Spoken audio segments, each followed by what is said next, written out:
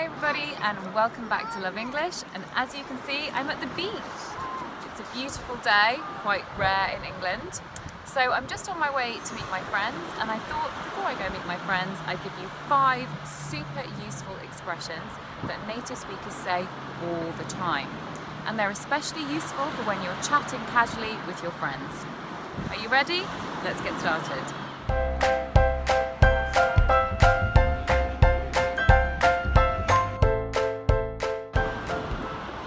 So, number 1. Now, when we're chatting with our friends, we will often ask them, what have you been up to? What have you been up to?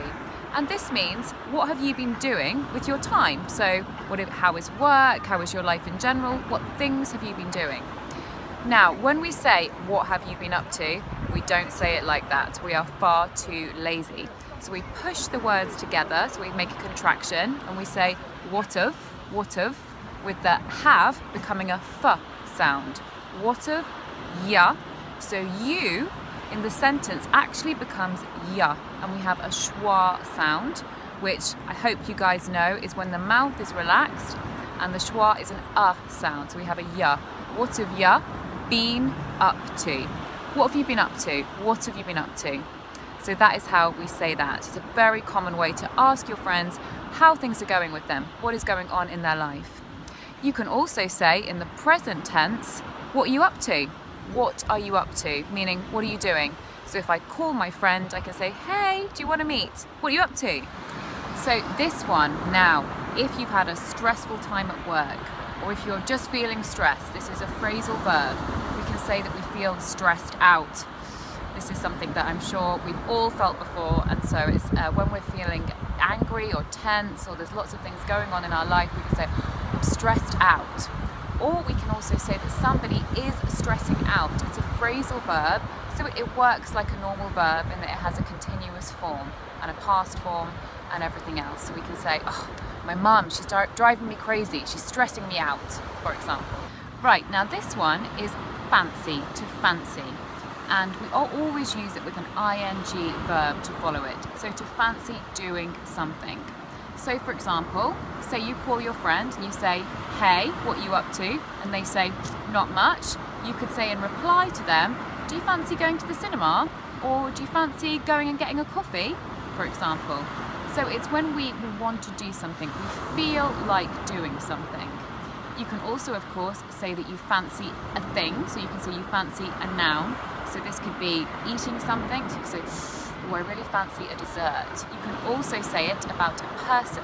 For example, I fancy my doctor. Or I fancy the new guy at work, or something like that. So it's a very flexible verb. It can be used for feeling like you want to do an action, or also feeling like a thing. And we use it all the time in England. So for example, if I've had a long day, I might say, oh, I'm really tired. I really fancy relaxing and watching a film. What do you fancy doing today? Tell me in the comments. Now this is the verb to pop. But before we start, I want to make it clear that it's not the sound pop, it's a verb in this case. So the sound pop is like a bang. For example, popcorn is called popcorn because when you cook popcorn, it goes and it makes a pop. But this is not how we're using it here. To pop means to go somewhere quickly. So for example, if you're with your friends and you're having a coffee and you need the loo, you can say to them, hang on a sec, I'm just popping to the loo. Or if you're at work and you want to say to your boss that you need to go out quickly to the shops or to the bank or something, you can say, at lunchtime I have to pop to the bank. Okay?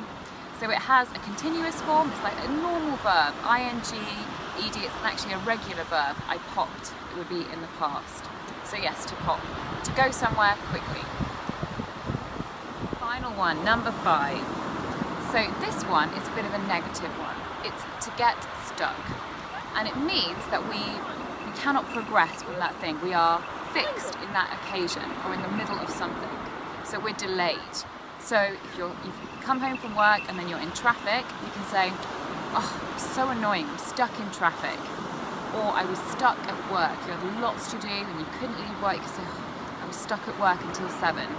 So it means to be fixed in something. You can't escape that thing at that time. And we use this all the time for things which we can't escape from.